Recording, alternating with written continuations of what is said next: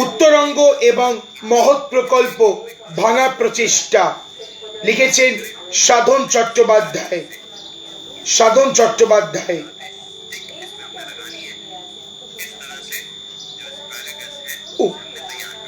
উত্তরঙ্গ সমরেশ বসুর প্রথম উপন্যাস, প্রথম মুদ্রিত উপন্যাস। যদিও যখন তিনি ইচ্ছাপুরের বন্দুক কারখানায় চেসারের কাজ করতেন, নয়নপুরের মাটির খসড়া শুরু করেন এবং সেটি ধারাবাহিক পরিচয় ফাল্গুন 1357 1 থেকে 15টি পর্ব মাঘ 1358 পর্যন্ত প্রকাশিত হয়েছিল, কিন্তু গ্রন্থাকারে উত্তরঙ্গই প্রথম। শোনা যায় দেশভাগের পর তৎকালীন ভারতের কমিউনিস্ট পার্টিকে নিষিদ্ধ করা হলে পার্টির কর্মী, নেতা, বুদ্ধিজীবী কারান্তরালে যেতে বাধ্য হয়। গোপাল হালদার, সুভাষ মুখোপাধ্যায়, ননী ভৌমিকরা ছিলেন বক্সা জেলে। সমরেশ বসু কমিউনিস্ট পার্টির সদস্যপদ পেয়েছিলেন 1944 সালে। আতপুর জগদ্দল অঞ্চলে মূলত চটকলে শ্রমিক ইউনিয়ন করতেন। আর 2 বছর আগে 1942-এ মাত্র 18 বছর বয়সে 4 বছরের বড় বন্ধুর দিদি গৌরী মুখোপাধ্যায়কে বিয়ে করে নৈহাটির আশ্রয় ছেড়ে আতপুরের অনিশ্চিত জীবনের ঢেউয়ে নিজেদের সঁপে দিয়েছিলেন। সে জীবন সংগ্রামের কথা আজ কারো অজানা নয়। পার্টি নিষিদ্ধ ঘোষিত হলে সমরেশ বসুও গ্রেফতার হন। কমিউনিস্ট বুদ্ধিজীবী নাকি সক্রিয় ট্রেড ইউনিয়ন কর্মী হিসেবে তাকে গ্রেফতার করা হয়েছিল। সঠিক তথ্য আমার জানা নেই, তবে 1946-এর দাঙ্গার পটভূমির পরিচয়তে আদাব গল্প লিখে তিনি পাঠক মহলে সাড়া ফেলে দিয়েছিলেন এবং পার্টির নিষিদ্ধকালে পরিচয় সাময়িক বন্ধ থাকা পর্যন্ত আরো 4-5টি গল্প লিখেছিলেন। তার জীবন জীবিকার সংগ্রাম ও লেখালেখির পরিমণ্ডল ছিল মূলত আতপুর, জগদ্দল, নৈহাটি। কমিউনিস্ট বুদ্ধিজীবীদের পীঠস্থান 46 ধর্মতলা স্ট্রিটে তার তেমন যোগাযোগ ছিল না। ফলে কমিউনিস্ট বুদ্ধিজীবী নাকি শ্রমিক ফ্রন্টের কর্মী হিসেবে তাকে কারাবরণ করতে হয়েছিল। আমাদের হাতে বিস্তারিত তথ্য নেই। পরবর্তীতে সমরেশ বসুর একটি সাক্ষাৎকারে পড়েছিলাম, স্বামীর জেলবন্দি অবস্থায় সন্তানাদি সহ নিদারুণ অসহায়তায় গৌরী দেবী তৎকালীন মুখ্যমন্ত্রী বিধান রায়ের সাহায্য প্রার্থী হলে ডাক্তার রায় নাকি বলেছিলেন, যান স্বামীকে বিপ্লব করতে বলুন, আমার কাছে কেন?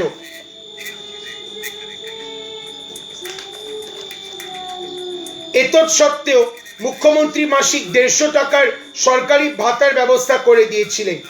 জেল থেকে ছাড়া পাওয়ার সঙ্গে সঙ্গে ভাতা বন্ধ হয়ে গিয়েছিল। শোনা যায় লেখক ওই জেল অবস্থানকালীন সময় উত্তরঙ্গ উপন্যাসের ভাবনা ও খসড়া লিখতে থাকেন। উত্তরঙ্গ সমরেশের জনপ্রিয় বা বিতর্কিত কিংবা প্রগতিশীল পাঠকদের নস্টালজিয়া উদ্রেককারী উপন্যাস নয়।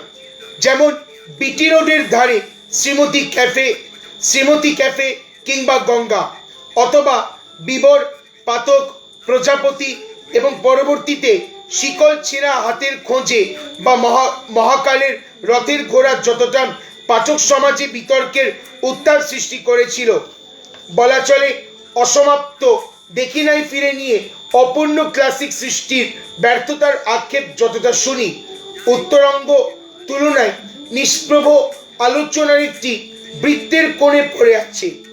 অথচ ঐতিহাসিক অনুধাবনযোগ্য আমাদের শ্রেণীস্বার্থ দৃষ্টিকোণের ইতিহাস রচনার বিপরীতে। সমরেশ বসু নতুন কোনো ভাষ্য রচনার প্রাথমিক চেষ্টা করেছিলেন। বাংলায় শ্রমিক জীবন নিয়ে যে পূর্বে কোনো লেখা হয়নি এমন নয়, তবে শিল্পাঞ্চলিক সাহিত্য শাখাটির আদি ঋদ্ধ উত্তরঙ্গতে যে নিহিত অস্বীকারের উপায় নেই। এমনকি 1966 সালে লেখক জগদ্দল উপন্যাসে উত্তরকে নিয়ে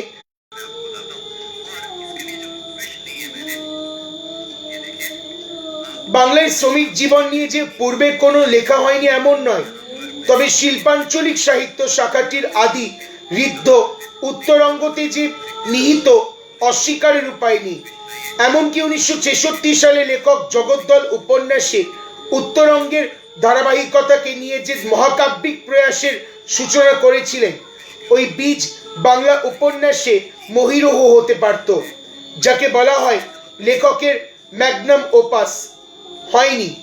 তখন তিনি বিবর পাতক প্রজাপতির খ্যাতি অখ্যাতির তুঙ্গে অবস্থান করে আদালত অবধি ছোটাছুটিতে ব্যস্ত ছিলেন। নিয়তি বাধা হয়ে দাঁড়িয়েছিল। জীবনের মধ্য গগন পেরিয়ে ম্যাগনাম ওপাস সৃষ্টির সন্ধানে দেখি নাই ফিরে ধরনের সেটা অসমাপ্ত রইল। এবার বাধা এসে দাঁড়ালো মৃত্যু। যাক, এ প্রসঙ্গে পরে কিছু বলা যাবে। উত্তরঙ্গ প্রসঙ্গে আসি। উত্তরঙ্গ 1857 সালের সিপাহী বিদ্রোহের পটভূমিকায় পরাজিত ও পলাতক তরুণ এক সৈনিক, যাকে ফাঁসিতে লটকাবার জন্য চারদিকে গোরাদের খোঁজ চালানো চলছে, যে নাকি তাঁতিয়া তোপির আহ্বানে উদ্বুদ্ধ হয়ে দেশ থেকে বিদেশিদের হটিয়ে ফের দিল্লির মসনদে বাহাদুর শাহকে বসাবার জন্য রণাঙ্গনে ছিল চারদিকের হুলিয়া বাঁচিয়ে বাংলায় ঢুকে পড়ে। শেষে ফরাস ডাঙা দিনেমার ডাঙা হয়ে অগত্যা ডুবতে ডুবতে প্রাণের শেষ বিন্দুতে পৌঁছেছে। ঘাট কাদার মধ্যে অচৈতন্য প্রায় পড়ে থাকে।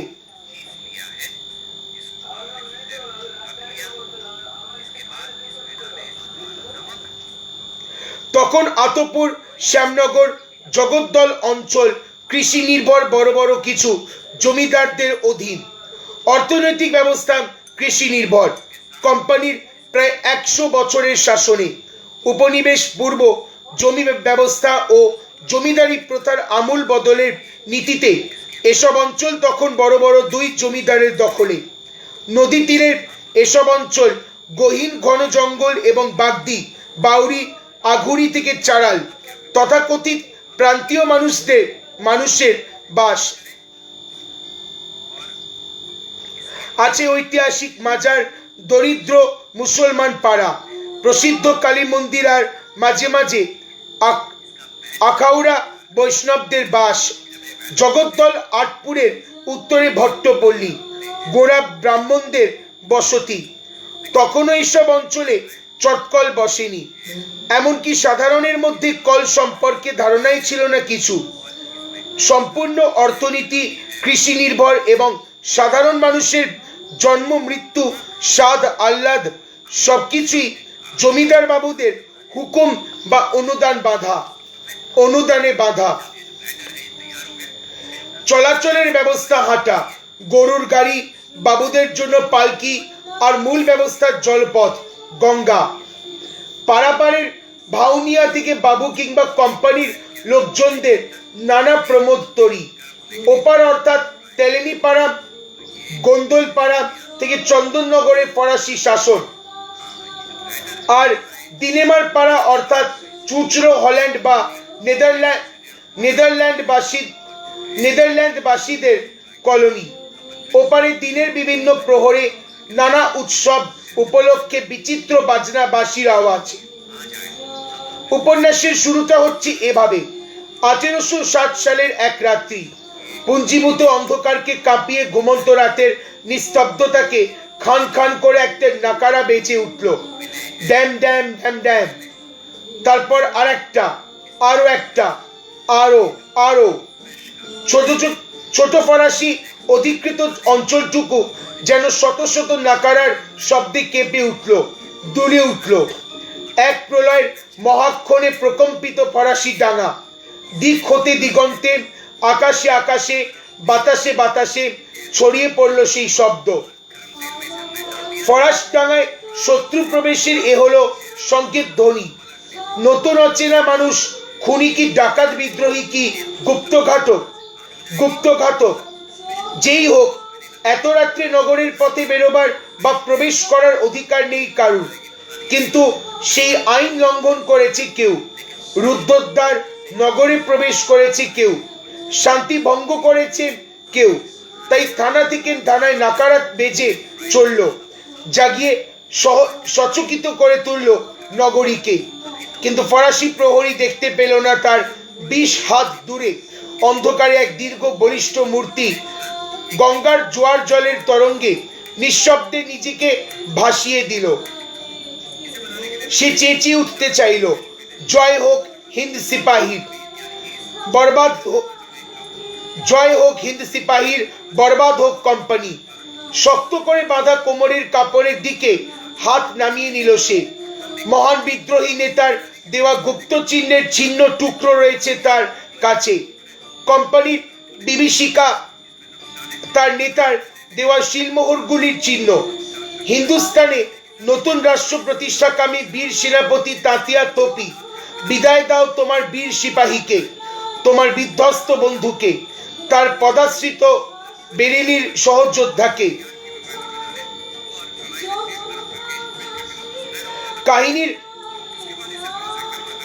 কাহিনীর সূত্রপাতই পাঠকদের বুঝিয়ে দিচ্ছে তাতিয়া তোপির এই সহযোদ্ধাটি আত্মগোপন করে। প্রায় 2-3 বছর নানা অঞ্চলে ঘুরে ঘুরে ঢুকে পড়েছেন বাংলায়। তখনও চোখে স্বাধীনতার চোখ, খবর পৌঁছয়নি 1860-এ যে এই যুদ্ধ ব্যর্থ হয়েছে। ঝাঁসির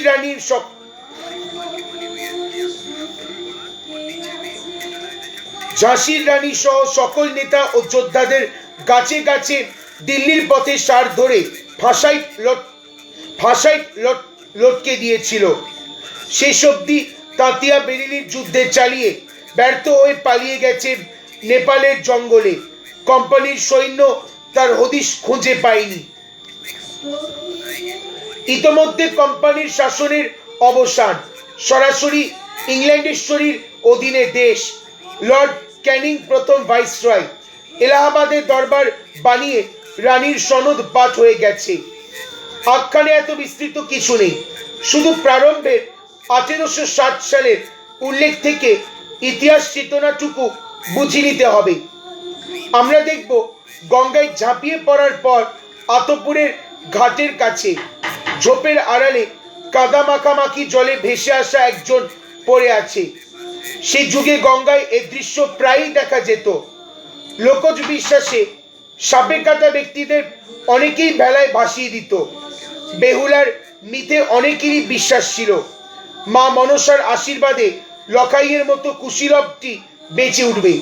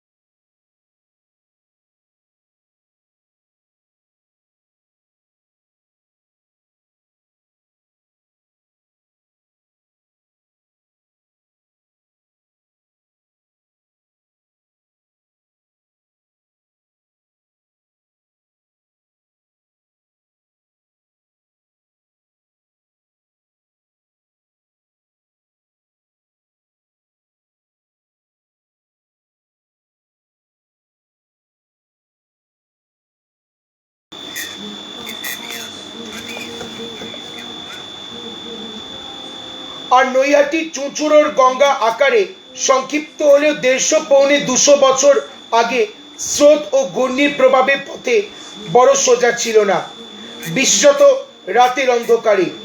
সুতরাং এমতো নির্জন তীরে ভোরের আলোতে কাউকে পড়ে থাকতে দেখলে ভূত প্রেত বা দেবতার কাজকর্মে সাধারণ মানুষ যে চমকে উঠবে তা স্বাভাবিক। লেখক কৃতিত্বের সঙ্গে গঙ্গা সাঁতার এবং ঢেউয়ের টান এবং মরা বাঁচার উত্তাল মুহূর্তগুলো চমৎকারভাবে ফুটিয়ে তুলেছে। শুরুর উপন্যাস থেকেই আমরা লক্ষ্য করব সমরেশের গদ্য শব্দ প্রয়োগের কৌশল যতটা না অন্তর্মুখী, অনেক বেশি রং তুলিতে ফুটিয়ে তোলায় বা দৃশ্যত করে তুলতে পটু। ভোরবেলা যখন ঘাট পারাপার শুরু হয়েছে, পূব দিকে আলো ফুটছে সবে। বুড়ো পাটনির ছেলে চূড়ামণি প্রথম কিম্ভূত কিমাকার অবস্থায় মানুষটাকে মুখ থুবড়ে পড়ে থাকতে দেখে বুড়ো পাটনি সবে জঙ্গলে ঝুঁকেছে প্রাতকৃত্য স্বার্থে। বুকে গাদাখানেক থুতু ছিটিয়ে চিৎকার করে উঠল, এই তো বাবা, এখানে একটা। এর বেশি সে উচ্চারণ করতে পারল না। সেই যুগের মানুষের মধ্যে বদ্ধ বিশ্বাস ছিল হুগলির নীলকুঠি থেকে গারুলিয়ার নীলকুঠির কোণে থেকে নাকি মেয়ে পুরুষ ডাকিনী গঙ্গার দুপার জুড়ে এরকম মটকা মেরে পড়ে থাকে। কারুর ঘাড় মটকাবার কাজ মিটে গেলে আবার সরে পড়ে। যাক, চূড়ামণির চিৎকারে মাটিতে পড়ে থাকা মূর্তি একটু নড়ে চড়ে ওঠে। চূড়ামণি বোঝে তাহলে এ দানও নয়। কে তুমি? জানতে চাইলে নিঃশব্দে জেগে ওঠে। কান্নার দমকে বুক ফুলে ওঠে, দুহাতে মুখ ঢাকে। তারপর বুড়ো পাটনি জঙ্গল থেকে বেরিয়ে কে রায় বলে মানুষটির সঙ্গে কথা বলতে শুরু করে। তারপর, কোথায় তোমার ঘর? শুনে মুখে বিচিত্র হাসি। ঔপন্যাসিকের কৃতিত্ব। শুরুর আখ্যানের কোথাও ফেলে আসা জীবনের নামটি প্রকাশ করেননি, তবে পূর্ব জীবনের ইঙ্গিত দিচ্ছেন এভাবে। মূর্তি হাসল, বিচিত্র শান্ত হাসি। কোথায় তার ঘর? ঘর নেই। মাথা নাড়ল সে। ছন্ন ছাড়া, জঙ্গল ছাড়া, পাহাড় পর্বত, নদী নালায় ডিঙানো ধাবিত নেকড়ের জীবন। বন্দুকের নল তার পিছে পিছে ছুটছে। মাস দিনের হিসাব মনে নেই, হিসাব নেই জীবনের। কখনো সূর্য উঠছে শিলাবৃষ্টি, কখনো অন্ধকার শুভ্র চন্দ্রালোক, কখনো বা আঘাটায় আশ্রয়হীন পলায়মান ঊর্ধ্বশ্বাস জোয়ানের বুকে মাতল লাগিয়ে দিয়েছে। ঘোমটা খসা মাথায় অবহেলায় এলানো টিকুলি দুলছে চোখের ওপর। চাঁদের আলোয় ঠান্ডা বালুময় গন্ধে আকুল নাসারন্ধ্র উঠছে ফুলে ফুলে। সে তো ক্ষণিকের, ছোটার বিরাম নেই। পেছনের সমস্তটাই ক্ষণিক, ফেলে আসা একটা স্মৃতি মাত্র। না, তার ঘর নেই। থাকবার মধ্যে আছে শুধু এক বিজাতীয় ক্রোধ, তীব্র বিদ্বেষ আর ধোঁয়া রক্তে আচ্ছন্ন যুদ্ধক্ষেত্র, সারা হিন্দুস্তান আর অসহ্য পরাজয়ের জ্বালা। আর আছে সেনাপতির মূর্তি আঁকা বুক। যে সেনাপতির কপালে সে দেখেছিল রাজটিকা, স্বপ্ন দেখেছিল সেই বীর মূর্তি দিল্লির সুবর্ণ মণ্ডিত সিংহাসনে সম্রাটের শয্যায় আসীন। সহস্র বর্ষের পুনর্ধিকৃত হিন্দু সাম্রাজ্য। সে হলো তার এক বীর সেনা, যার মাথায় উষ্ণীষ সম্রাটের সম্মান স্পর্শে গড়িয়ান। সে বারবার মাথা নাড়ল। না, তার কিছু নেই। দুর্ধর্ষ তাড়িত ক্লান্ত নেকড়ের জীবন। লেখক কয়েকটি ঐতিহাসিক রহস্যের ইঙ্গিতে অজ্ঞাত পরিচিত মানুষটির অতীত জীবনের একটি ইঙ্গিত রেখা দিয়েছিলেন। সে উত্তর ভারতের যুবক, ঘরে স্ত্রী ছিল, কিন্তু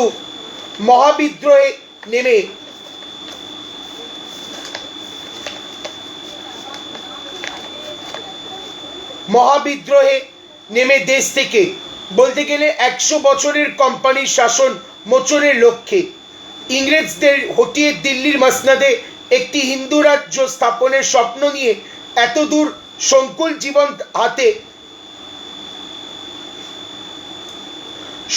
জীবন হাতে নিয়ে হাজির হয়েছে ওর সেনাপতি তাতিয়া তোপি। আমরা তো জানি সিপাহী বিদ্রোহী হিন্দু মুসলমান সেনারা মসনদে মোগলদের শেষ বাদশাহ দ্বিতীয় বাহাদুর শাহকে বসাতে চেয়েছিল। তাহলে কি প্রচলিত ইতিহাস চেতনার সমান্তরালে তাতিয়া তোপির মধ্যে হিন্দু রাজ্য পুনরায় প্রতিষ্ঠিত করার স্বপ্ন ছিল? তাহলে মার্ক্সের ভারতের প্রথম স্বাধীনতা যুদ্ধ নিয়ে প্রশ্ন ওঠে। এই স্বাধীনতা কাদের? হিন্দুদের মুসলমান শাসক ফিরিয়ে আনার, নাকি জাতীয়তা ভাবনায় হিন্দু মুসলমান মিলিত ভারতবাসী সকলে? বিষয়টি খুবই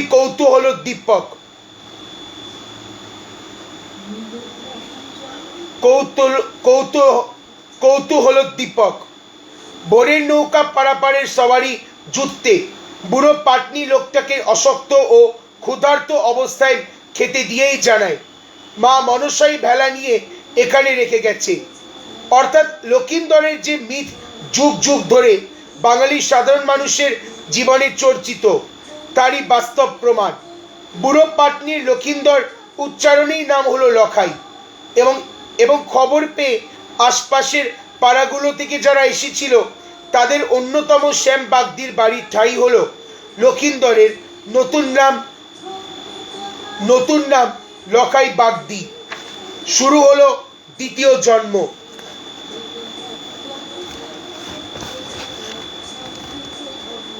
এখানেও বর্ণনার মুন্সিয়ানা লক্ষণীয়। পলাতক সিপাহী এ মানুষগুলোর কোনো কথাই বুঝলো না। কেনই বা এরা কপালে হাত তুলছে আর শঙ্কায় থমিয়ে উঠছে এদের মুখ? কি এমন দুর্ঘটনা ঘটলো কিছুই সে বুঝতে পারে না। শ্যাম বলল শঙ্কিত গম্ভীর গলায়, এই সেদিন ছোড়ার বেয়ে দিয়ে বউ আনলুম, সেই ফুর্তিতেই ছোড়া বাঁচে না। এসব ভাবলে আমার আর ভালো লাগে না কিছু বাপু। বাপ মা হাইরেসি সেই কবে। বড় ছেলেটা মল আবার যদি কোন বিপদ আপদ হয় কি গতি হবে সংসারের। বেশ খানিকক্ষণ চিন্তার পর শ্যাম যেন বেশ স্থির বিশ্বাসে এবার বলল, খুড়ো একটা মতলব দাও দিনি। তোমার এই লকাই মা মনসার বর পাওয়া মানুষ, একে আমার ঘরে নিয়ে তুললে মায়ের কৃপা হবে না। বুড়ো পাটনি এক বাক্যে সায় দিল, বলল, ঠিক বলছিস শ্যামা। বলতে গেলে মানুষটা তো মনসার কোলের পুত্তুর। ও যেখানেই যাক মা আমার সেখানেই অমঙ্গলের নিঃশেষ ফেলে সর্বনাশ করতে পারবে না। তবে না কিছু না, রাত বেরাতের কথা বলছিলাম।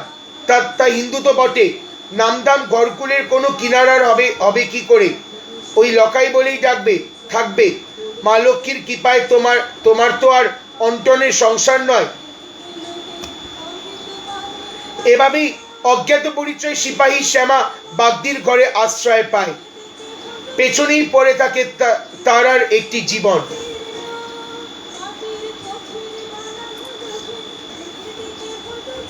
এর পরের অধ্যায়টি সমরেশ আতপুর অঞ্চলের সমাজ নিয়ন্ত্রণ বড় বড় রাজবাড়ি জমিদার পরিবারের কিছু ইতিহাস তুলে ধরে। কি করে জগদ্দলের সেনেরা কোম্পানির দেওয়ানির চোগা চাপকান পরে লাখ থেকে 2 লাখ, তারপর লাখ লাখ মোহরের টাকায় সিন্ধুক ভরে তোলে। জমিদার হিসেবে এরা কয়েদখানা বানিয়ে অধীনস্থ প্রজাদের শাস্তি দেওয়ার অধিকারী। আতপুর স্থিত রাজবাড়ির হাতিগুলোর কিভাবে বয়স বাড়ে? 2 হাতি, পবন পেয়ারি আর লক্ষ্মী পেয়ারি, বিশাল 2 গাব গাছে বাঁধা থাকে। রাজা বরদাকান্তের মা ভাটা পড়া বয়সে কিভাবে যশোর থেকে গঙ্গা স্নানের ও অবিরত গঙ্গা দর্শনের আকাঙ্ক্ষা প্রকাশ করেছিলেন ছেলের কাছে, তাই আতপুরের এ প্রাসাদ তৈরি হয়েছিল। বড়কর্তা আর নমশাই অর্থাৎ জ্ঞানদা ও বরদাকান্ত প্রথমবারে এসে পরপর দুখানি মন্দির তৈরি করবে। পশ্চিম থেকে বজরায় করে আসে ইহুদি বাইজি। বিচিত্র বিদেশি মিঠা বুলি, চোখের চাউনি ও নাচের ছন্দে আশপাশের সমস্ত চাকলা যেন মাতাল হয়ে ওঠে। আবার সেনপাড়া থেকে ডাউনে ভাসিয়ে কলকাতায় গিয়ে চাকরির মানুষ আছেন। আছে পিরালি বামুনদের শাখা, জোড়াসাঁকোর ঠাকুর পরিবারের সঙ্গে যাদের লতায় পাতায় আত্মীয়তা। স্বভাবতই শেষোক্ত শ্রেণীরা ইংরেজ দরবারে নানা পদে অধিষ্ঠিত। সিপাহীদের পরাজয় কলকাতায় ও বা উচ্চবিত্ত ও জমিস্বার্থ জড়িত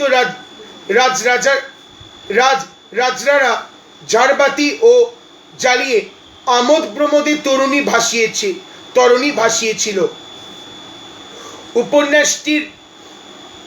উপন্যাসটির শিল্পগত কাঠামোর বৈচিত্র্য এখানে। 1860 সালের এক রাত্রি দিয়ে শুরু।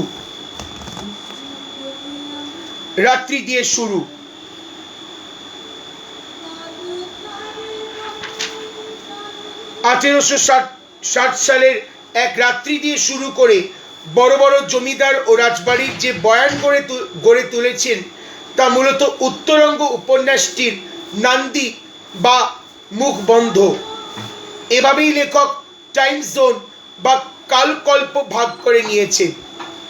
সেদিন ছিল 21 বছরের তরুণ। জীবনের সমস্ত দুর্যোগের চেহারা ছিল ঢাকা। আজ গোঁফদাড়ি কামানো 36 বছরের মস্ত জোয়ান আখ্যানের বর্তমান কাল শুরু 1875 সাল থেকে। তখন তার এক যুগ পেরিয়ে জন্মান্তর ঘটে গেছে। হিন্দুরা তো বিশ্বাস করে 12 বছর ধরে কেউ অজ্ঞাত থাকার পর তার শ্রাদ্ধ শান্তি হয়ে যায়, অন্য কোথাও সে জন্মায়। মিথটির সুব্যবহার করেছেন সমরেশ। শ্যামের বউ কালী তাকে শিখিয়েছে মাছ খাওয়া। বাগদি ঘরে সে আজ হয়েছে লখাই বাগদি। পারে পাওয়া মা মনসার বর পাওয়া ছেলে। তার লক্ষিন্দর হওয়ার কাহিনী আজ সেও জানে। জেনে শুনেই সে আজ লখাই হয়ে গেছে। প্রথম কত কথা, দুলে বাগদি ডোম পাড়ায় পাড়ায় এখন শুধু এক কথা, শ্যামের ঘরে নাকি লক্ষিন্দর এসেছে। অতঃপর শ্যামনগর থেকে তাকে দেখতে এসেছিল লোকরা।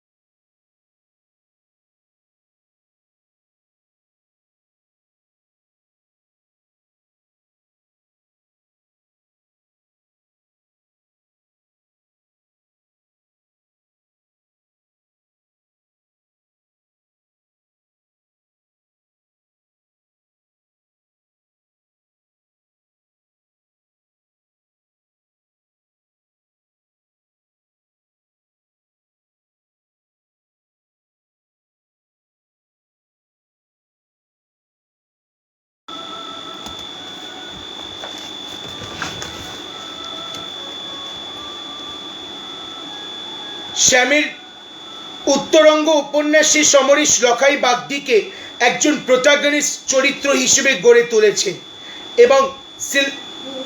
এবং সিনেমার জাম্প কাট পদ্ধতিতে দেশকালকে টুকরো টুকরো ভেঙে জুড়ে দিয়েছেন চরিত্রটির সঙ্গে। তাতে দুলে ডোম বাগদি কাটুরিয়া প্রান্তীয় মানুষের ছবি যেমন এসেছে, তাদের বিশ্বাস নেশা দেবতা ভয় থেকে রূপ যৌন সম্পর্ক ঈর্ষা মারামারি, তেমনি আতপুর জগদ্দলের ভূমি মালিকদেরও বিশ্বাস ক্ষমতার শিকড় ভট্টপল্লীর গোঁড়া ব্রাহ্মণদের স্বভাব বৈষ্ণবাখরাম এবং অবশ্যই পরকীয়া ও দেহ মিলন। কোনো ঘটনারই শুরু ও শেষ নেই, আছে ঝলক। টুকরো টুকরো ঝলকের মধ্য দিয়ে আমরা ইতিহাস চেতনার একটি ছবি পাই। সিপাহী বিদ্রোহকে চিরস্থায়ী বন্দোবস্তের ফলে যে ভূমিজ শ্রেণীর জন্ম হয়েছিল, তারই বংশ পরম্পরা এই বিদ্রোহকে সমর্থন জানায়নি, বিরোধিতা করছে। এবং এদের উত্তর প্রজন্ম কলকাতায় গিয়ে, যারা বিশেষ সংস্কৃতির জন্ম দিয়ে বাংলার তথাকথিত রেনেসাঁ বা আলোকায়নকে ঐতিহাসিক সমর্থন জানিয়েছিল। এই উপন্যাসে সমরেশ দেখিয়েছেন দেশের কৃষক কিংবা সাধারণ মানুষের অবস্থান বিপরীত গতিতে। কারণ জমি আইনের ঘন ঘন পরিবর্তনে জমিদার তালুকদারদের এমন অবাধ অধিকার দেওয়া হয়েছিল, কথায় কথায় উচ্ছেদ ও ভূমিহীন হওয়া ছিল তাদের নিয়তি। দেশের সম্পদ নির্বিশেষে বিলেতে রপ্তানি হওয়ার ফলে সুতো কাটিয়েদের বাজারে তুলো মেলা ভার, ফলে কুটির শিল্পই বাংলায় ধ্বংসের মুখে। তাই সিপাহী বিদ্রোহে সিপাহীদের যেমন দেশীয় জমিদার তালুকদার গাতিদাররা খুব ভয় পেয়েছিল, গোরাদের নানা কাণ্ড কারখানায় কোম্পানির ওপর প্রান্তীয় তাদের শত্রু ভাবতে লাগলো।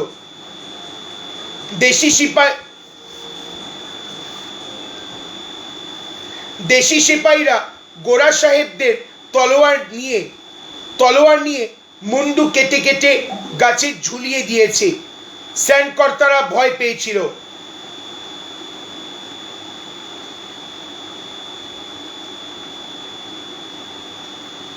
দেশি সিপাহীরা গোরা সাহেবদের তলোয়ার নিয়ে মুন্ডু কেটে কেটে গাছে ঝুলিয়ে দিয়েছে। সেনকর্তারা ভয় পেয়েছিল আরো অনেকে। ফরাসডাঙ্গার বড় সাহেব নাকি কলকাতার ইংরেজদের কেল্লায় পাঠিয়েছিল। আর সেনপাড়া জঙ্গলের মানুষরা ঠিক ভয় নয়, অথচ যেন ভয় ও চাপা উত্তেজনায় হতভম্ব হয়ে পড়েছিল। অবশ্য হলদি সাহেবের বিধবা বিয়ের আইনে তাদের কিছু যায় আসেনি। কিন্তু ঋত সর্বস্ব মাঠের মানুষদের কোনো বিশ্বাস ছিল না কোম্পানির ওপর। একে তো রেললাইন করে কোম্পানি এমনিতেই সব দুর্মুষে নিল, তার ওপর চড়ক পুজো থেকে শুরু করে সব কিছুতেই গোরারা পেছনে লাগলো দেশের লোকের।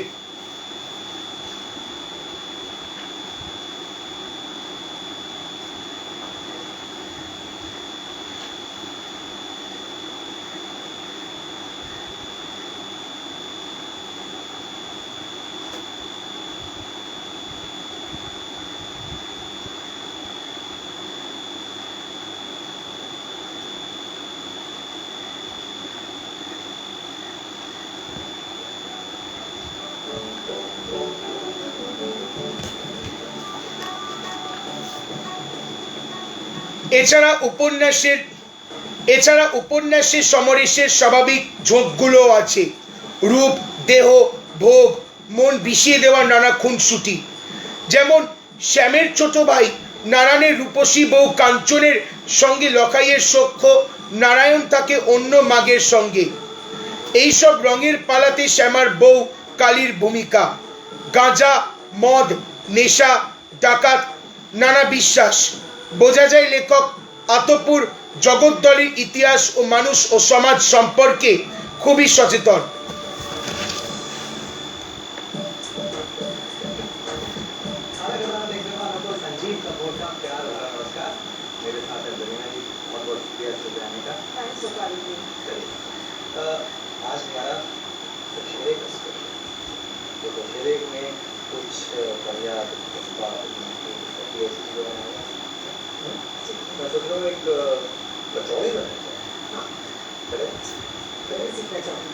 সম্পর্কে খুবই সচেতন। এই উপন্যাসের দ্বিতীয় গুরুত্বপূর্ণ বিষয় তেলেনীপাড়াতে চটকল স্থাপন। এপারের মানুষের সংস্কার। কেউ সংস্কার ভেঙে চটকলে কাজ করতে যাচ্ছে। প্রাথমিক পর্যায়ের চটকলের যান্ত্রিক বর্ণনা এবং চটকলের মেয়েদের নিয়ে সাহেবদের বেলেল্লাপনা। বস্তি বেশ্যাপাড়ার জীবনযাত্রা। উত্তরঙ্গে আতপুর জগদ্দলে চটকল প্রতিষ্ঠার কথা নেই। তবে ইঙ্গিত আছে জমিদারদের তরফে বিশাল বিশাল জমি গোড়াদের পক্ষে নিলাম দেওয়া হচ্ছে। তবে চটকল প্রতিষ্ঠা যে কৃষি অর্থনীতির যুগে শিল্প অর্থনীতির সুযোগ করে দেওয়া এমন নয়। 1862 সালের ক্রিমিয়ার যুদ্ধের জারের কাছে ব্রিটিশদের পরাজয়ের পর স্বর্ণ রপ্তানি বন্ধ হয়ে যায়। ওই প্রসঙ্গে স্বর্ণ থেকে প্রস্তুত দড়ি দরার বস্তা ছিল জাহাজের আমদানি রপ্তানির প্রধান সহায়ক। তখন সাহেবদের নজরে পড়ে বাংলার কৃষি পাটের ওপর। এতে বাংলার পাট চাষি বা কুলাকদের লাভ হয়নি।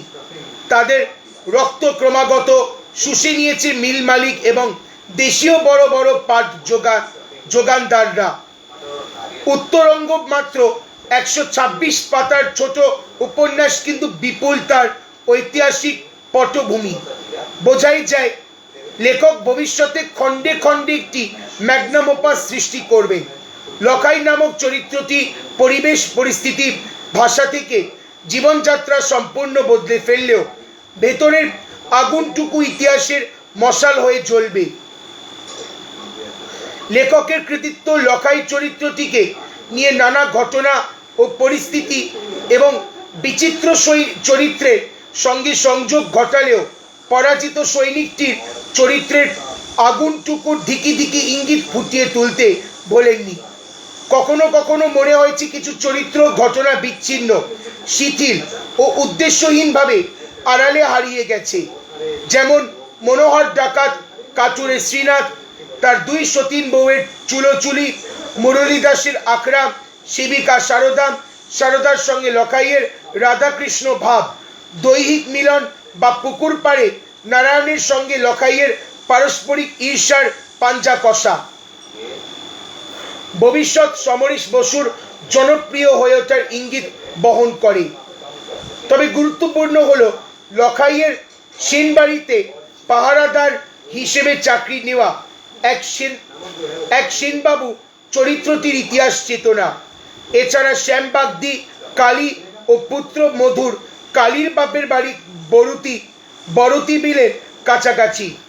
গ্রাম থেকে ফেরার পথে গরুর গাড়ির ভিড় বলদগুলির সঙ্গে সদ্য পাতা রেললাইনের ধারে ঘোড়ার ড্রাইভারের ইঞ্জিনের দৌড়ের লড়াইটি খুবই ইঙ্গিতবহ ও কৌতূহলের। এই উপন্যাসে দুটি মহিলার চরিত্র কালী ও দেওরের স্ত্রী রূপসী কাঞ্চন অনেকটাই সম্পূর্ণতা পেয়েছে, বিশেষ করে কাঞ্চনের মৃত্যুর মধ্য দিয়ে। কাঞ্চনের গর্ভেই লখাইয়ের ঔরসে যমজ ছেলের জন্ম। একজন রইল, দ্বিতীয়জন মরে গেল। এই ছেলের নাম লখাই নিজে রাখলো হীরালাল। হঠাৎ সে বলে উঠল, ওর নাম কি? ছেলের নাম রেখেছ? কালী বলল, তুমিই বল, একটা নাম। বলবো? আমি বলি ওর নাম থাক হীরালাল। মনে মনে বলল, যে হতভাগ্য বিদ্রোহী সিপাহী হীরালাল নবজন্মের লক্ষ্মীদের হলো, তার ছেলে সেই নামেই পুরো জীবনটা বহন করুক। এরপর সাত আট পাতার মধ্যে সমস্ত ভাঙন, গারুলিয়ার প্রথম চটকল নির্মাণ এবং অন্যান্য জঙ্গল হাসিল হওয়ার মধ্যেই আখ্যানের ছেদ। তবে জ্যোতিচিহ্ন পড়ল না। 1966 সালে জগদ্দল উপন্যাসের শুরু হলো এভাবে। ইংরেজি 1886 সাল। ভারতের আধুনিক শিল্পের মধ্যে চটকল সর্বাপেক্ষা প্রাচীন বললে অত্যুক্তি হয় না। এখানে চটকল নিমিত্ত মাত্র। তাকে কেন্দ্র করে অনেক মানুষের কথা, সমাজের কথা বলাই উদ্দেশ্য। যে মানুষ নিরন্তর গতিশীল, পরিবর্তনের ধারায় নানান পরিণতি, অর্থনৈতিক, রাজনৈতিক ও অবশেষে মানুষের বিকাশের দিকচিহ্নগুলো চেনার চেষ্টা। হ্যাঁ, বৃহত্তর পটভূমিকায় লেখকের এই ধ্রুপদী চেতনা কিন্তু জগদ্দলের পরিণতি লাভ করেনি।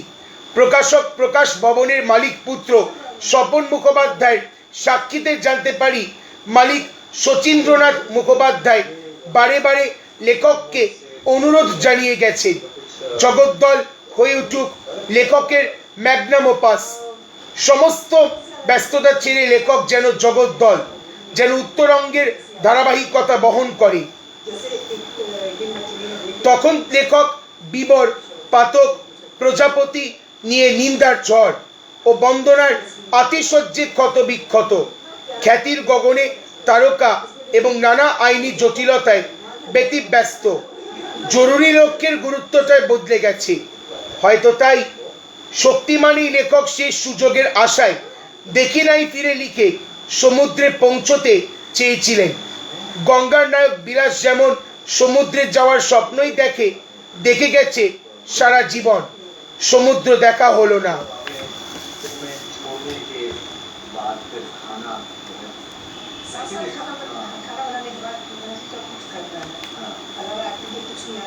এখন আমরা নিয়ে নেব একটি ছোট্ট বিরতি। এখন আমরা নিয়ে নেব একটি সংবাদ বিরতি। দুপুর 2:30 নিয়ে আমরা আবার ফিরে আসব কৃত্তিবাসের সমরেশ যাত্রায়। সঙ্গে থাকুন।